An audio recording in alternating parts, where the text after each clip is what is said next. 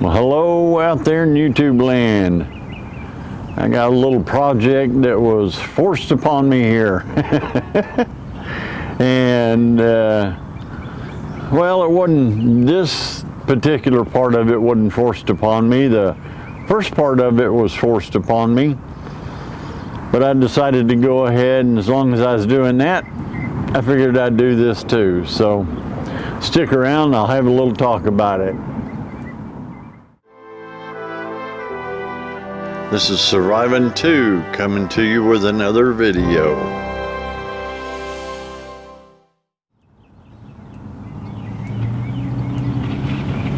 Thanks for sticking around, I appreciate it. The other part of this video, I guess you could call it, what prompted this part of the video, what forced me into this video. Yeah, I guess you couldn't say that. It didn't force me into this video. I decided to do this one, but I got going on this, and at first I really wasn't doing this video, and I got to thinking, why the hell am I not doing a video on this? I'm doing it, so why not video it?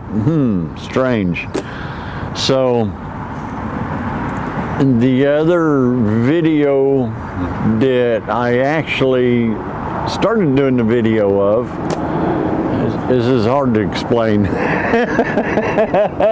Why my brain was not working the day that all this started. I guess it was mush. We have been getting over 2 weeks of rain around here, and my brain is literally mush. Here's some pictures of around here, and you'll see why. I mean, this is Surviving 2 swampland now. So, but this axe I've had since way before 2011, and I made a axe cover out of scrap material, covered it, thought it did pretty good, and had it keyholed away in a bucket with other tools. Well, I drug it out, and you're going to hear all this too on the axe cover video, but it went south. So as I was gonna redo the cover for it, I was picking out material and stuff to redo it with. I got the bright idea, oh, why don't I do an axe handle cover? So yeah, hey, sounds good. So I start gathering the materials together for that. Well, here is a photograph of the material I chose for the axe handle cover, and I started putting eyelets in it, and this is the first photograph I took of the material that I cut down for the axe handle. And I got the grommets, I got the eyelets down one side of it, and I don't have them down the other side yet. So I move along in the project on the cover, and I end up getting the second side done and get it put around the axe handle, and I kind of get it laced up temporarily and put on the handle and get it all wrapped around there to go ahead and make a ledge for the cover so that it doesn't slide off. And now I'm at the point where I'm starting to make videos, so here you go. Here's some of the videos. Well, here's a little more information on the overstrike guard and where I'm headed with this. This is, I've got it all stitched up, well, stitched up, laced up. I've got all the eyelets in it. You saw from the photo earlier, and I've pulled it off here. just left it laced up right now. And I've cut the ledge in it here, as you can see. Now, I went ahead and pulled it off because I got to sand all this down. I got the ledge cut into it. And the reason why I've cut the ledge into it is so that when I put this on, and I'll be sliding it up and putting it on here, and then pulling the laces tight so that it won't come down. This ledge will stop the leather from coming down once it's pulled tight, because all this leather, these laces are leather too, so I'm going to wet everything down when I go to pull it tight, and that will go ahead and once it dries up, naturally shrink back down a little more and hold it even tighter, so that way it'll be nice and tight on the axe. But before I get to that point, I'm going to go ahead and sand everything down, and I'm going to try and do a little more finish to this, because apparently this thing has started to rust a little bit, and I want to go ahead and finish it on up a little more, and take and put some linseed oil on here and on here, stop some of that rust there, maybe polish it up if I can. I don't know if I got the tools to do that with or not, but I can sand it down some, maybe get it to a better finish, and at least get that linseed oil on it and refinish this, because it's gotten pretty bad over the years, and I want to go ahead and get it cleaned up a little bit. Plus, I was also, now that I'm doing all this, I noticed that this side of the handle is flat and this side is a little bowed out, so I'm going to sand a little more over here on this side than this side and get it flat, kind of like this side is, and work on that a little bit. Then once I get everything all kind of taken care of and the linseed oil back on everything, I'll take this, put it, wrong way, that way, put it back on there, and then I'll go ahead and lace it all back up, tie it off, and then that part of it will be taken care of, and I'll be working on the axe cover itself, and then I'll go ahead and put the lanyard back on it that I had on it, which it's still good. So more details later.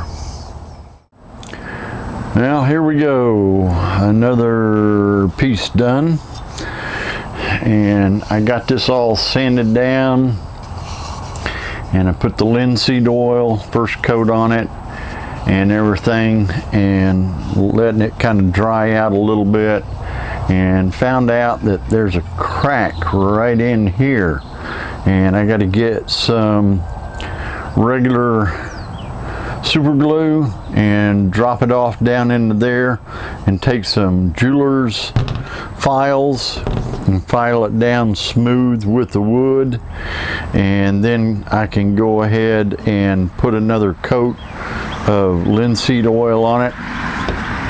And I might end up going ahead and just putting some varnish on top of that to seal it all into there, because I like let's see if I can get that close. I like what it did to the grain and everything.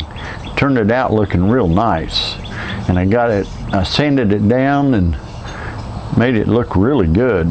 So I'm liking what happened when I put the linseed oil on it. Turned it out looking really good.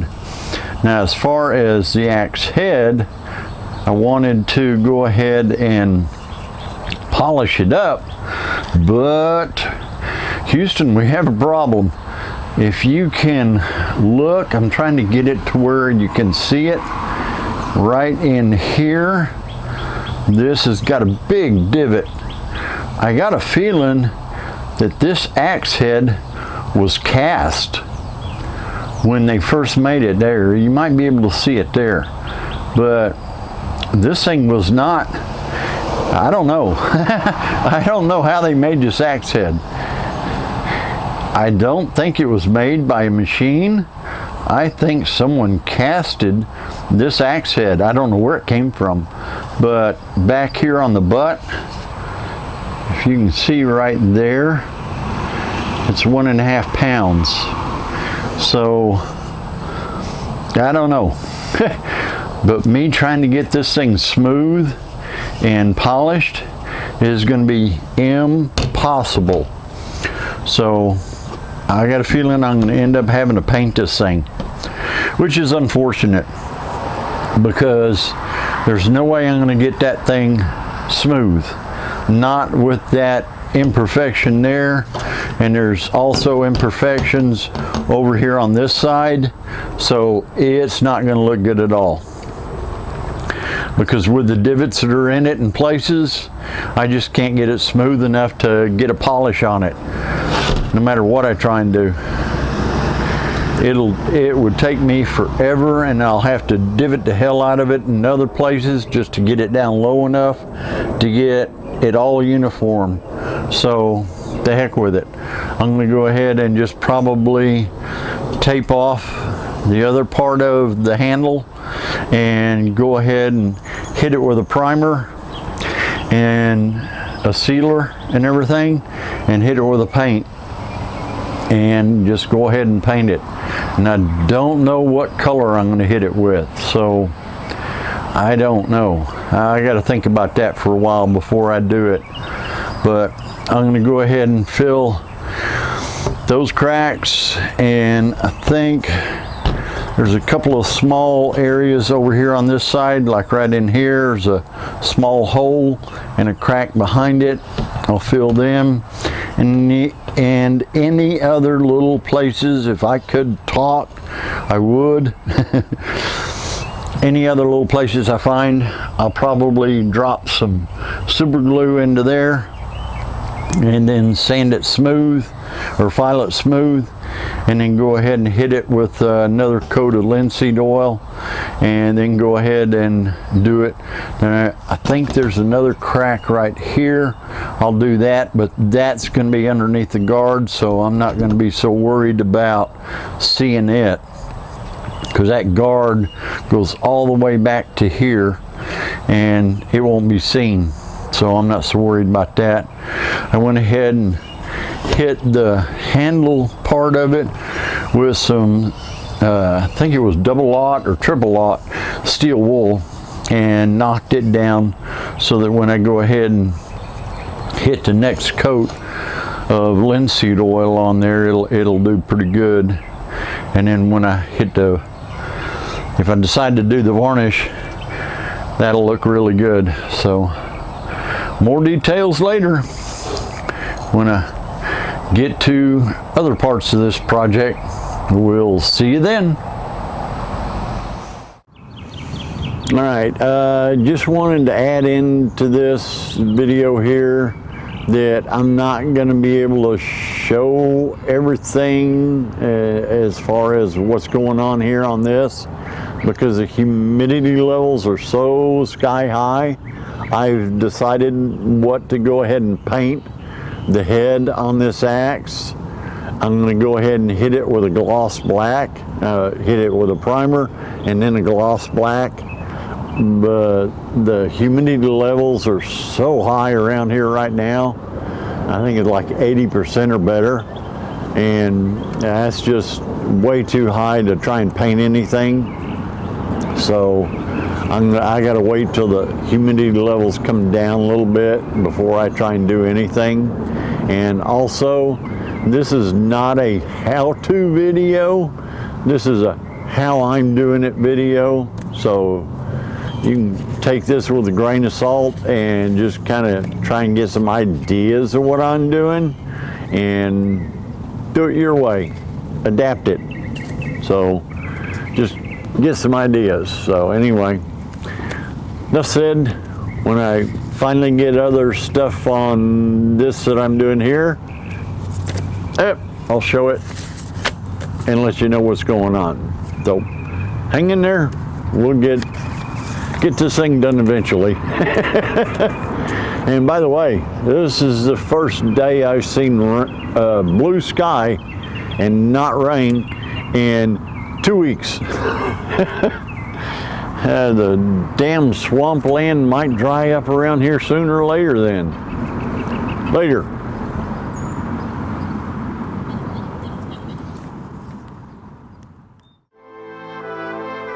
I want to thank you for watching this video, and I hope you enjoyed it. If you want to see more in the future that I put out, just subscribe. Until then, later.